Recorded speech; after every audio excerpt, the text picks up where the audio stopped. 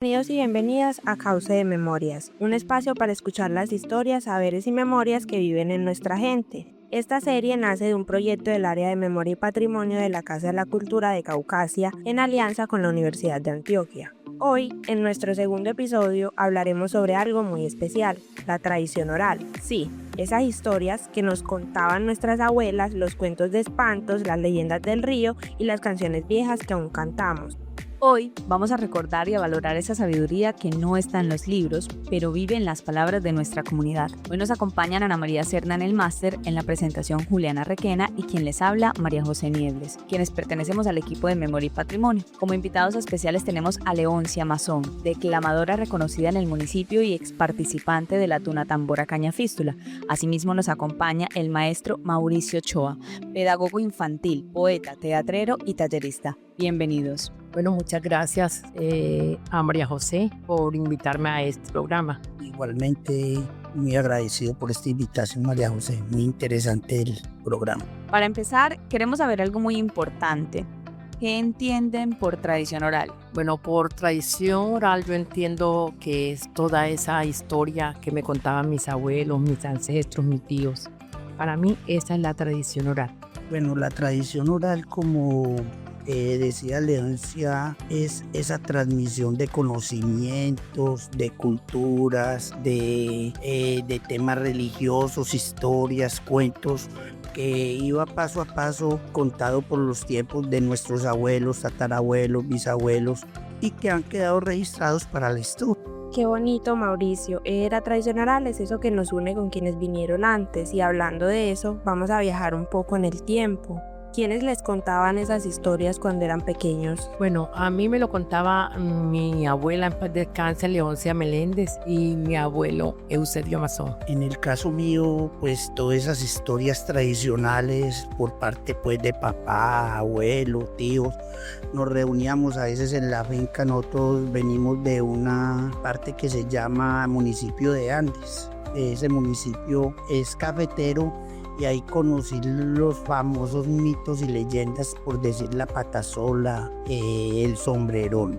Pero yo quería hacer una alusión también a este tema de la tradición oral, porque tenemos que hablar también del municipio de Caucasia, el que hay referentes. Que por ejemplo Leoncia sabe que tenemos a Dagoberto Mazón, que es Facundo, sembrador de olvidos, el cual tiene una serie de mitos y leyendas que él mismo se titula Facundo Mención Prendió.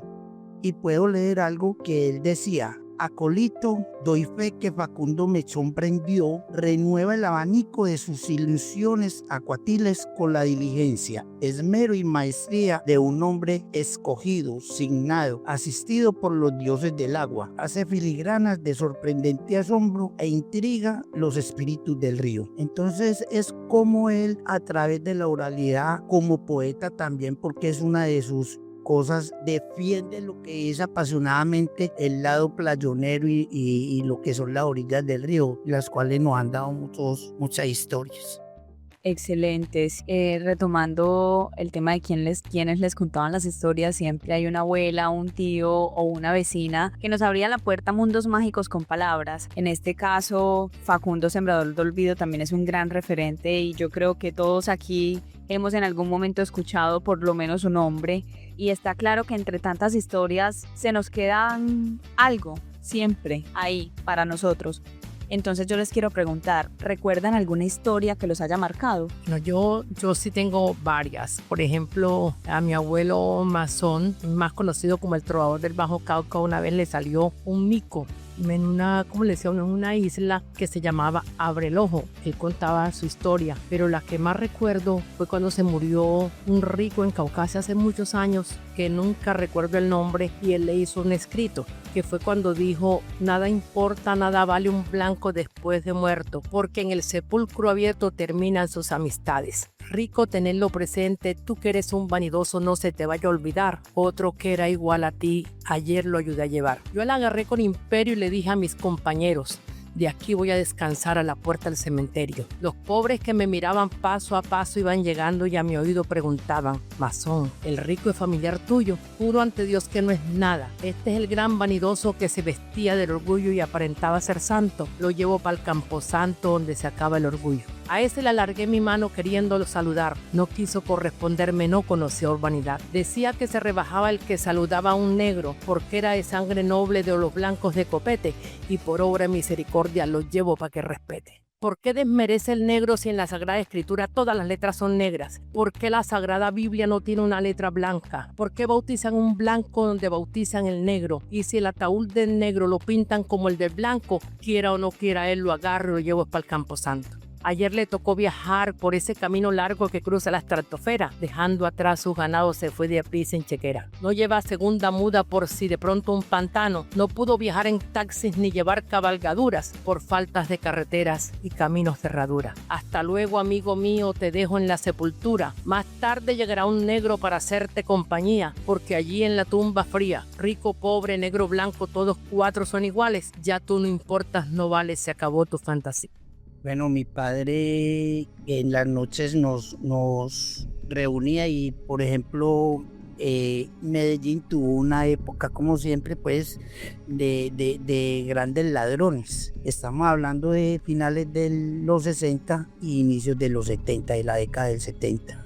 Sucede que había un famoso ladrón que se llamaba Nelson Trejos, lo apodaban el Mono Trejos. Él era ladrón de bancos, era una persona pues que estaba en el mundo de la delincuencia. Y el caso más sonado de este señor fue el secuestro de Diego Misas. Diego Misas era un hacendado, un comerciante muy importante de Medellín, el cual murió en manos de este señor. Entonces mi papá hablaba de esa parte de cómo aparecía la delincuencia haciendo males a grandes personajes que eran relevantes en nuestra sociedad. Por ejemplo, Diego Misas era muy caritativo, donaba, ayudaba mucho a los pobres y a la educación le aportaba mucho. Fue uno de los empresarios grandes que tuvo Coltejer. Entonces uno va aprendiendo pues todas esas cosas de cómo van haciendo la industria con esos cuentos, por ejemplo, de los Acevedo, que son los dueños de ACEP, cómo iban gestando. Me decía que el señor de Acevedo salía con una carretilla a recoger en los barrios de los ricos los fogones porque eran traídos de afuera y él mismo iba organizando y arreglándolo y después los vendía. Y ahí nace una de las grandes empresas nacionales que es ACEP. Son cuentos e historias que lo van impactando a uno. Bueno, Mauricio, Leoncia, en Caucasia hay muchas historias que se han contado de generación en generación. Algunas dan miedo, otras nos hacen reír o incluso pensar. Queremos saber cuál es la leyenda o el mito más famoso de Caucasia. Bueno, yo voy a hablar algo muy personal. No sé si será el más famoso, pero cuando era una niña yo escuchaba decir que en la calle 19 bajaba un caballo y relinchaba. Recuerdo tanto, eso fue como en los años 77, 78. Recién llegó el doctor Hoyos Miranda, llegó a vivir ahí en la carrera tercera y habló con mi abuela para que yo le cuidara la casa siendo una niña porque mi abuela iba a estar pendiente porque él iba a salir. Pasó un amigo y me quedé hablando con él, entonces me dijo, por cierto, son tantas historias, él estaba prestando el servicio y en eso me dijo, ya me voy a prestar el servicio. Y yo dije, ay, cuéntame algo de allá. Y me va diciendo él, por la mañana a las 5 de la mañana cuando nos llaman nos dicen y que suena una trompeta y nos dice, favor levantarse, bañarse y tomar café. Recuerdo eso yo siendo una niña. Y él se fue, yo le dije, bueno, chao, que te vaya bien. Y me quedé parada en la ventana. Cuando yo escucho relinchar ese caballo, yo salí corriendo. Era una casa grande que era en la carrera tercera con la 18. Y me fui hasta la parte de atrás y me metí debajo de una cama. Cuando el doctor Hoyos vino, a tocar la puerta, yo creo que estaba privada, muerta, no sé. Lo único sé que nunca se me olvida que el doctor Hoyos hizo un disparo y quebró una matera que estaba hacia el fondo y ahí fue que yo vine a despertar. Para mí esa es la historia que tengo, mejor dicho, para mí esa es el mito, la leyenda más grande porque viví esa esa del caballo que relinchaba. Y también se decía mucho de la Llorona, que la Llorona también salía mucho por la 19, porque decían que era que le habían robado a sus hijos y ella salía llorando desde donde tradicionalmente el doctor Gutiérrez decía uno que es en la Quinta, y bajaba hasta la orilla del río, me contaba mi abuela y mi abuelo, y ella se lavaba las manos y ahí pedía que le volvieran sus hijos. Me parece muy linda esa historia porque le tocó vivirla a ella. Claro. Yo voy a ser muy exacto, fuera de los mitos tradicionales o la leyenda como la Llorona, la Madre Monte, el Sombrerón, hay una leyenda que me gustó mucho y se la voy a leer, que es de Dagoberto, pero se llama el Rodillón. Uno de los mitos menos comentados en la mitología del Playón, pero a mi manera de sentirlo, el más silente e intrigante, hacía presencia donde menos creía. Su sitio favorable era todo el espacio ribereño, lugares habitados por gentes del agro. Muy pocos lugareños eran sabedores del presagio de su aparición. Algunos hombres de los más ancianos aldeanos decían que él era el espejo penado de un niño que quedó a media playa luego del naufragio de una canoa repleta de gente que se hundió una noche de octubre bajo el azote de un aguacero de cielo despechado cuyo llanto solo escampaba al día siguiente cuando se había desprendido de todo su duelo. Consideraba que fue ese niño que creció entre riberas, orillas y playones, así que al crecer se dio a conocer viéndole en cuclillas, pero llamaba la atención que sus rodillas sobresalían por encima de su cabeza, parecían la personificación de un gigante raquítico, desvalido e indiferente, como si todo le importara un carajo. Algunas veces se hacía juguetón, se llevaba las canoas dejándolas en el sitio diferente, esparcidas sobre los playones de piedra o de cascajo, los remos de las rameras, de las canoneras, o abría las atarrayas imitando su vuelo para cazar pescados. En los parajes más apartados y solitarios del paisaje playonero sorprendía a él con su presencia silente, como si brotara de las entrañas del paisaje, dejando verse en su incómoda posición en cuclillas y ese dejo de soledad franciscana, sin dejarse ver el rostro, siempre cabizbajo. Raras veces extendía su mano diestra, larga, y con su larguísimo dedo índice trazaba un círculo interminable sobre la arena. El rodillón indiferente, un mito único en la historia de la literatura del Bajo Cauca y su magia. Dagoberto. Es increíble, esa historia tiene algo muy especial porque es nativa de acá y la escribió y la narra un nativo de acá también. Entonces también es increíble ver cómo hay historias que han sobrevivido a la memoria. Por ejemplo, yo recuerdo la del caballo, yo era muy pequeñita pero también la recuerdo, y en su tiempo también escuché la del rodillón. Nunca había tenido la oportunidad de escucharla completa, pero también lo escuché en su momento. Seguro muchas personas la han escuchado en más de una versión, más de arandelas diferentes que le agregan o una ubicación diferente, pero sí está presente en la memoria colectiva del municipio. Pero entonces yo les quiero preguntar, cambiando un poco el tema, ¿qué enseñanza les trae estas historias? Bueno, a mí esa enseñanza, por decir algo, los abuelos de uno, porque a mí me tocaron mis abuelos, era como una amenaza. Y si uno le contestaba mal, enseguida me decía, te va a salir el caballo, para allá no vaya que te sale. Y yo entonces, esa fue la enseñanza, era todo lo que uno hacía, te va a salir el caballo. Ojalá te saliera la Llorona. Entonces uno vivía como prevenido, como a no hacer grosería, a no ser rebelde. Me parece que coincido con Leoncia, porque estas leyendas también traían su picante para eso, para no hacer daño, y lo más bonito eran ecológicas. El cuidado a la naturaleza, al ruido, a todo, a los animales. Entonces, detrás de eso son contextos pedagógicos que se aplican todavía, porque por decir, el del relincho lo lleva a usted a una cuestión ya fuera tradicional, pero te está sembrando valores. El abuelo le decía, pilas, que te aparece, no hagas esto, porque era una manera de enseñar valores al otro. Entonces me parece muy bonito. Y a mí me parece que siempre la leyenda y los mitos han aportado, y que no se pierda esa parte, esa transmisión oral, que es bonito es escucharla. Mauricio, Leoncia, esas historias hacen parte de nuestra memoria colectiva, porque incluso a mí también me tocó escuchar la del caballo. Sí, sin duda alguna eso dejaba enseñanzas como que haga caso porque le sale el espanto, le sale la llorona, se la lleva, le sale el caballo, entonces haga caso, no diga groserías, pórtese bien. Entonces sin duda alguna eso nos marcó en la infancia y al día de hoy recordamos todas esas historias con muchísimo cariño y con risas porque pues de esa forma, alguna u otra forma nos educaron así. Entonces ya como saliéndonos un poquito de las leyendas y de los mitos, entremos un poquito en la música. Porque la tradición oral también vive en los cantos, en los refranes, en las coplas, en los dichos populares. ¿Se acuerdan de alguno o qué canciones antiguas recuerdan? Bueno, yo llegué a Caucasia, tenía 11 años y desde ahí comencé a escuchar tuna. Ese era el baile, esa era la música. No recuerdo tanto ese tres golpes, era tres golpes, nada más y al son de la Villanueva, tres golpes nada más. Y ahí tiraba uno el verso por decir algo. A Caucasia lo fundaron, tres golpes nada más. Petrona y Clemente Arrieta, tres golpes nada más. Y yo les cuento la historia, tres golpes nada más. Para que todos lo sepan, tres golpes nada más. Esa era la música.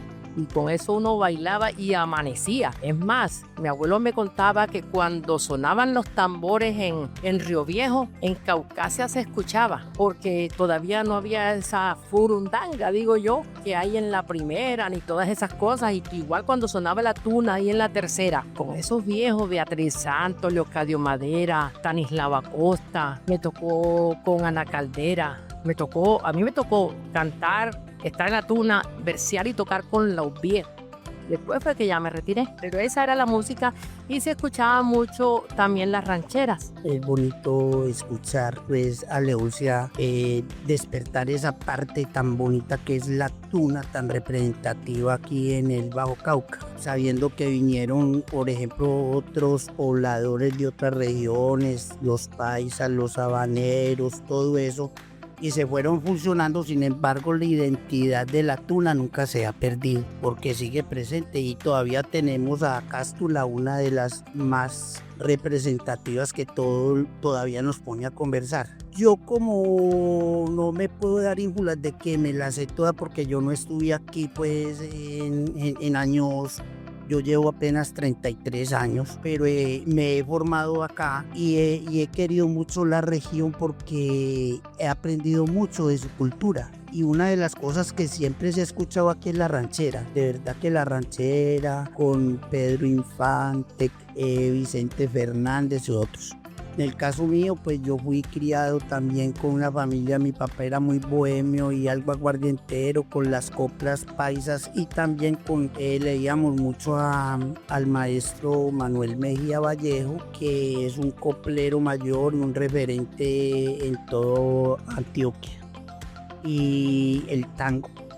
El tango era parte también esencial por sus cantos tristes de barriada. Entonces, por ejemplo, Dilema, escuchar uno a Carlos Gardel, Volveré por una cabeza, pues muchas cosas que quedan parte de una, inclusive es un modo de ver la parte literaria desde otro lado, como es la música, y eran verdaderas poesías las canciones, como dice León, no con lo que está sucediendo hoy, que estamos desenterrando la cultura de una manera muy fea.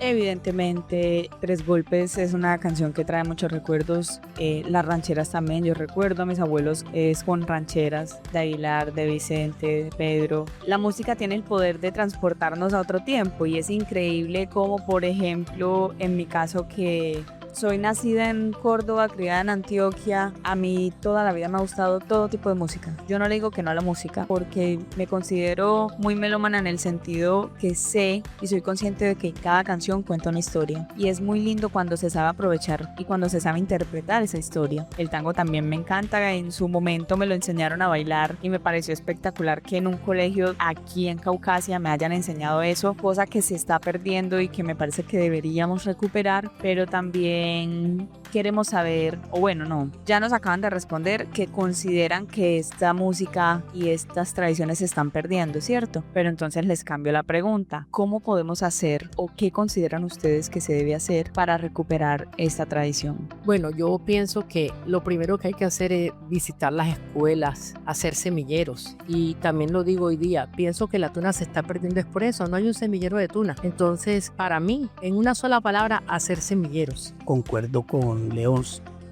pero también hay que tener en cuenta que desde casa, en familia, se ha perdido ya esa parte de la conversación entre familia, de almorzar, de comer, donde salían buenas conversaciones, buenas historias.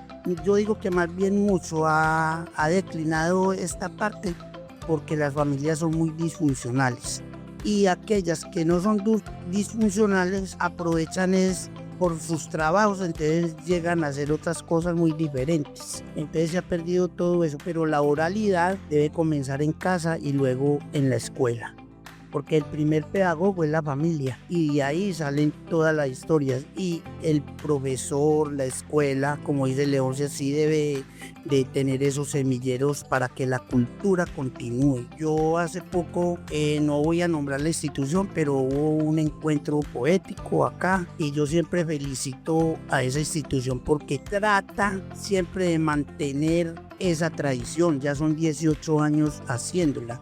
Y fuera de eso no ha dejado perder esos valores artísticos que se las está sembrando a los muchachos. Entonces a mí me parece que desde la casa y desde la escuela totalmente esta parte de no dejar perder, y sobre todo la oralidad. Es que conversar con el otro y escucharlo nos enseña más. Yo puedo leer un libro y lógicamente el libro es importante, ¿no? Pero el libro me da para yo también comentar y crear historia. Entonces es como el otro o yo intercambiamos ese poder histórico. Mauricio, yo estoy de acuerdo con usted que todo esto nace y se cuida desde la casa, y justamente cuando pensamos o creemos que todo se ha perdido es ahí en una reunión familiar, una fiesta donde esa música vuelve a sonar. Entonces, pasando de la música a la palabra, ¿qué dichos o refranes usaban sus abuelos? Bueno, yo recuerdo mucho un refrán que mi papá toda la vida lo dijo. Yo lo aprendí, mi hija y mi nieta lo siguen diciendo. Cuando él hacía algo y alguien le decía, está bonito, esto quedó bueno, decía, al saberlo llaman suerte y hacerlo bien dicen que es de buenas. Y hay un dicho que es totalmente masonero, que mi abuelo decía, yo soy más liso que moncholo enjabonado. Usted se ha puesto a pensar, un moncholo enjabonado. Me tocó mucho andar en el río con mi abuelo, son más historias. Y aprendí a tirar chuzo en una canoa, aprendí a tirar canaleta y no aprendí a nadar. Y mi abuelo me decía cuando íbamos en la mitad del río, dele chuzo a la canoa que canalete no falta. O sea, como que dice, yo voy aquí, no le dé miedo. Eso recuerdo. La cultura pues del interior tiene mucho dicho también, y inclusive llegan a estos lados como arrieros somos, en el camino nos encontramos, a caballo regalado no se le mira el diente. Pero también hay unos dichos de acá muy poderosos. Plátano maduro no vuelve a verde, es de por acá. Sobre las canoas, el agua la baja y el pecho la sube. Es decir, como cuando uno va con la corriente, pues ahí va la canoita, pero cuando le toca ya llevar la contracorriente es otra cosa muy diferente. Entonces la cultura de los refranes y los dichos es muy bonito porque de todas maneras dan enseñanzas. Siempre nos van a poner a pensar, en una forma de reflexión corta en el momento, con lo que salió. Mi papá decía, y era una comparación con el perro y con el gato, y él me decía que no doy con él, se me fue la paloma y lo tenía ahora para decirlo.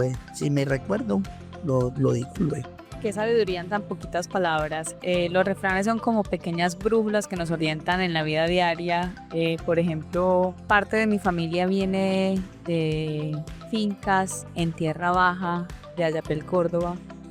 Y hay una vereda que se llama Gambá. Y allá habían unas piguas son unos animales que son como muy avispados, por así decirlo. Y hay un dicho que a mí me quedó toda la vida grabado y que incluso me dio mucha risa porque yo tuve la oportunidad de viajar a Brasil y una vez dije este dicho y la gente quedó como, ¿eso qué es? Y yo como le explicaba a una persona en portugués qué significaba el siguiente dicho: estás ni las piguas de gambá. Empezando que ni siquiera sabía cómo decir piguas en portugués y cómo le explicaba que gambá era una vereda de mi tierra. Entonces no, y fue muy curioso porque está el de cuando no hay perro se montea con gato. Entonces hay varios dichos, hay uno que es muy machista y lo detesto, pero es muy común.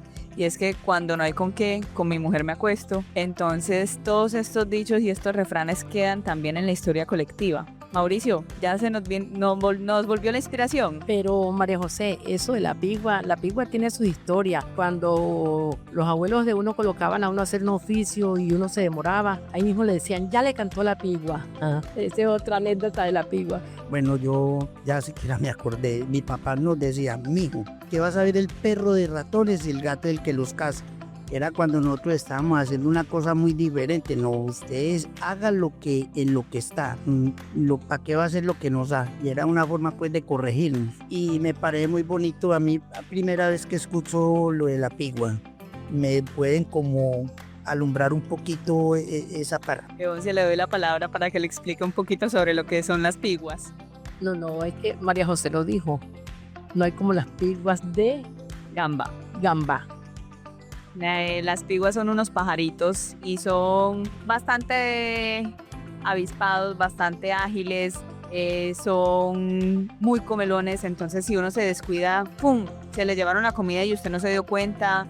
Son muy agresivos también cuando uno va pasando y de un momento a otro siente el picotazo, entonces, y tienen un canto muy particular, entonces en parte también, y una hora en específico en donde hacen ese canto. Entonces también por eso creo que el abuelito le decía que ya le cantó la pigua, porque sí, lo cogió la aurora, por así decirlo. Hoy en día muchas cosas han cambiado, pero seguimos contando nuestras historias. ¿Ustedes creen que los niños y los jóvenes de hoy conocen estas historias? Bueno, eso es muy particular. Por ejemplo, los míos sí la conocen porque yo se los cuento. Y a mis 62 años tengo un bisnieto que tiene 2 años. Y yo sé que le voy a contar esas historias. Entonces, yo digo que un 80% no la conoce, porque ahí sí, yo digo que eso viene desde la casa. Hay que enseñarle a nuestros hijos, a los nietos, hay que contarles todo eso, lo mismo que de la música. Mi nieta le gusta la música vieja. ¿Por qué? Porque toda la vida me ha visto con eso. Igual canta tuna y todo eso, entonces hay que contar las historias. Estoy totalmente de acuerdo. Y es relativo, pero sí nace desde casa. A los niños hay que desde los primeros añitos estar inventándoles cuentos o ponerlos a ellos a inventar. Una de las cuestiones orales que me gusta mucho es la cuentería y cómo es esa capacidad de improvisar en un momento un cuento con un sentido completo que nos dé una moraleja. Entonces es desde casa y ya la institución educativa que se encargue también de promover estos encuentros. Yo creo que aquí en Caucasia debería de haber encuentros también de cuentería, de muchas cosas tradicionales que Caucasia ha sido rico. Yo creo que eso más que todo ha hecho también perder los valores. Uno cree que no, y cuando usted no tiene los valores se mete en cualquier cosa porque no ha escuchado los valores por parte del papá de una forma pedagógica, como es un cuento, como es un refrán, como es una copla. Y entonces si se pierde todo eso, no es solamente la parte moral a la que hablamos religiosa, sino que también se da también ética y moral desde un cuento. Las fábulas de Esopo, muchas cosas que se han perdido. Leoncia, Mauricio, qué importante es eso, seguir transmitiendo desde casa esas historias y la oralidad a los niños y jóvenes, y que esas historias sigan vivas en las voces de quienes las cuentan. Para ustedes, ¿por qué es importante seguir contándolas? Caucasia me adoptó y lo amo. Entonces, qué lindo que mi nieto cuando crezca diga, ay, mi abuela cantó tuna, ay, mi abuela tal cosa, y la tuna es algo que nunca va a desaparecer del municipio. Y que mi bisnieto diga, hombre, mi Mi Santacorral, mi abuelo, fue quien trajo el primer acordeón a Caucasia en el año 2004, no recuerdo, pero fue quien trajo el primer acordeón. Esa historia se la voy contando a mi abuelo hasta que si Dios me tiene con vida y me permite. Qué interesante lo que acabas de decir, Leoncia, y sabes que me pone a pensar hasta más allá. Cuando la historia no se da, empieza a morir un pueblo, empieza a morir una tradición, empieza a morir una cultura. Entonces nosotros no tenemos que recuperar, sino seguir insistiendo en esto. Yo llevo 30 y pico años en Caucasia y a pesar de todo lo que suceda, yo quiero mucho a Caucasia porque he encontrado muchas personas más buenas que malas, pues hablando en esos términos. Pero si olvidamos la historia, olvidamos todo un mundo de cosas que se han institucionalizado a través de los tiempos. Y eso es lo que no se puede dejar morir. No se puede dejar morir, como no se puede dejar morir un árbol insignia como la ceiba. No se puede dejar morir esa parte artesanal de los pescadores. No se puede dejar morir esa parte artesanal de los mineros, de esos pequeños que no haciéndole daño, sino artesanalmente sacando el orito de... O sea, esas cosas tienen que seguir funcionando y estamos nosotros en una deuda con estas generaciones, porque estas generaciones, hoy tuve mientras yo almorzaba, hablaba con un jovencito y le dije, bueno, ¿y cómo hacen los estudiantes? No, muy mal, yo creo que me van a sacar. Yo le dije, hombre, no se deje sacar del colegio, siga. No, es que lo mío es trabajar. Vaya usted a decirle uno en tiempos de eso al papá o a la mamá, no, es que usted primero estudie, se me forma, ahora no. Entonces se ha perdido el valor más sencillo, que es el de formarnos como personas. Entonces las tradiciones no se pueden acabar, uno tiene que continuarlas. Personas como Leoncia, que está diciendo, transmitiéndosela, como yo que me mantengo con el profesor Mazón, que es un referente aquí en estos momentos. Muchas personas que son referentes, a esas personas nos tenemos que unir, invitarlas. Si no invitarlas, ir hasta donde ellos que nos cuenten. El hecho no es esa diplomacia, no puedo ir, yo voy, pero dígame, cuénteme, hábleme, ese intercambio, que la cultura no se pierda. Yo creo, profe, que justamente es algo que se ha ido evidenciando a lo largo de todo este recorrido que nosotros venimos haciendo desde el área de memoria y patrimonio, y es el desinterés de las juventudes por la cultura, por la historia, por el patrimonio, por las raíces o por lo que ellos son. Principal razón, redes sociales. La segunda, pero no menos importante, es el entorno en el que se encuentran. Entonces esto conlleva a el trago, el vicio, la rumba y el trabajo, que muchos ven incluso como la oportunidad de la vida de irse a trabajar en una mina. Entonces dejan de lado lo que es un título, pero también uno cómo le explica a un joven que de pronto puede estar teniendo dificultades económicas en su casa. ¿Cómo le explican a un joven que si estudia, se forma, tiene un título, va a llegar y sale a ser un desempleado más? O a luchar para, con el título que tiene, poder encontrar un trabajo que le pague siquiera un mínimo. Entonces ahí es donde la desigualdad económica también genera un daño muy grande en la cultura, en la comunidad, y también eso conlleva al desinterés que están teniendo los jóvenes. Muy importante lo que acabaste de decir, porque nos lleva a una reflexión muy grande, y es de ahí cómo estamos educando a esos muchachos desde el colegio, desde la institución y desde la universidad. Cómo los estamos preparando para enfrentar el mundo real, no el mundo del título ni el mundo del diploma, sino ante qué van ellos. Entonces, más que una respuesta, es una pregunta que que a mí particularmente me condiciona a pensarla mucho, porque como pedagogo de pronto la puedo analizar, pero necesita mucho trabajo, porque es verdad que en estos momentos y las dificultades económicas son muy precisas, y eran tiempos muy diferentes porque siempre han habido dificultades económicas. Pero yo digo que si se habló de una palabra que es la raíz, la esencia. Entonces, usted hoy en día, a partir de esas raíces, porque hay familias que sí funcionan todavía con sus raíces y sus esencias, sacando adelante a sus familias. El entorno, pues yo digo que es un apelativo que nos convoca a caer en facilismo, pero también esa exposición que yo dije desde un principio, familias disfuncionales, porque muchos de los jóvenes son hijos de familias demasiado jóvenes que nunca estuvieron preparados para formarse ni formar una familia. Entonces desde ahí empieza ya ese bache y nos deja pues esa cuestión, pero igual hay que luchar,